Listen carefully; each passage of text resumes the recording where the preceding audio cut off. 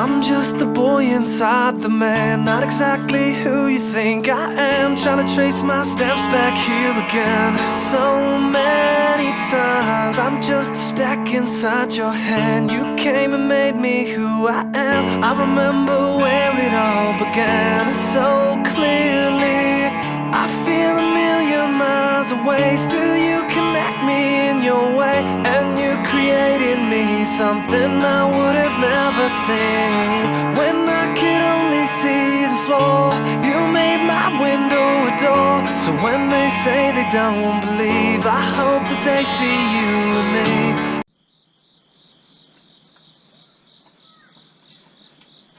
Good morning, everybody. Okay, so yesterday video got cut off, just so it doesn't this time. Well, we'll see. Still working on mastering this video stuff. So, we were talking about Jacob and his prayer, I guess, or statement, is kind of the way I took it. And I told you if I was wrong, I'd come back and let you know, and just so you know, I was wrong. Apparently, the translation here doesn't hold up quite as well as somebody as simple as me might like. Apparently, what he's doing is he's echoing the promise that was given to him just before this statement. I'm going to read that. That's in 20, starting in the middle of 11. He basically, he had been traveling, stopped because the sun had set, and he says, taking up one of the stones, he put it under his head to lay down for sleep. Stop. This is a tough dude. I don't know about y'all, but sleeping for a rock with a pillow is not my idea of camping out. I mean, I don't mind a tent and I don't mind the ground, but I gotta bring a pillow or at least scrunch up a jacket under my head. I ain't sleeping on a rock. So if nothing else, Jacob was tough. Verse 12, he said he had a dream in which he saw a stairway resting on the earth with its top reaching to heaven, and angels of God were ascending and descending on it. There above it stood the Lord, and he said, I am the Lord, the God of your father Abraham, and the God of Isaac. I will give you your descendants the land, you and your descendants the land on which you are lying. Your descendants will be like the dust of the earth, and you will spread out to the west and to the east, to the north and to the south. All peoples on earth will be blessed through you and your offspring. I am with you, and I will watch over you wherever you go, and I will bring you back to this land. I will not leave you until I have done what I have promised you.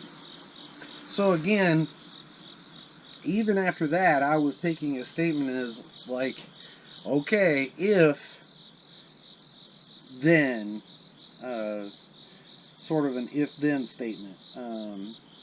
If you really mean it, then, and you prove it, then you'll be my God. That's not what he was saying. Kind of got to get back into the Hebrew way of speaking. And the translators did okay, but again,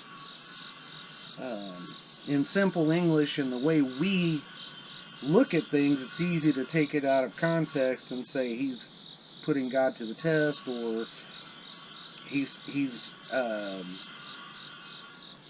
well, it's a perfect if-then statement. But in reality, what he's saying is, God, you've told me this, and I know that you are God, and I know that you are my God. So this is actually one of the high points in Jacob's life. This is one of the reasons that God has set him up, has given him the blessings of his father, or allowed him to cheat his brother out of those blessings, and then allowed those blessings to go with Jacob, even through all of his deceitfulness and so on.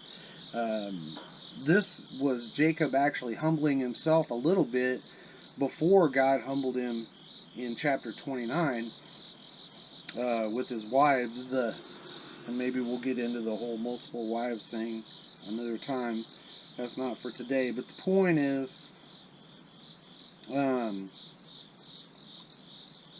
he was, in fact, humbling himself, at least to a degree. And he was confirming that his thanks that God was going to be with him. And then that sets up the very last sentence where of the chapter, or verse 20 through 22. And in 22 he says, "And this stone I have set up as a pillar will be God's house, and all that you give me I will give you a tenth." Now, some people are talking about, think that Jacob's saying that when he leaves on or finishes this journey to find a wife, whatever he gathers along the way, he'll give a tenth when he comes back. Some people are saying that a tenth is God's due, and that gets pretty involved. So I don't want to go into that just now. Maybe another time. But and it being God's due, that's kind of to say that's what we'll give you always, is a tenth. The point here is that Jacob is saying, everything that I have is given from you, and so I will give back to you. That's really the key. That I understand who you are. I'm really beginning to learn about my relationship with you, and that my relationship is important not on the backs of my grandfather and my father's relationship with you, but in my own relationship with you. And that's what we should really take away from the entire passage, is that he's really opening up and understanding, like we all should, that we have this personal walk with Christ and with God as a whole, the Father, the Son, the Holy Spirit, that we need to carve out our niche with him. We need to understand that we have a personal walk with him, apart from any good things that our father, mother, grandfather, whatever, people in our church, we are not them. Our relationship with God is not theirs, and theirs is not ours. And so we can't rest on the laurels and the stories of what others have done before us or are doing while we're in the background.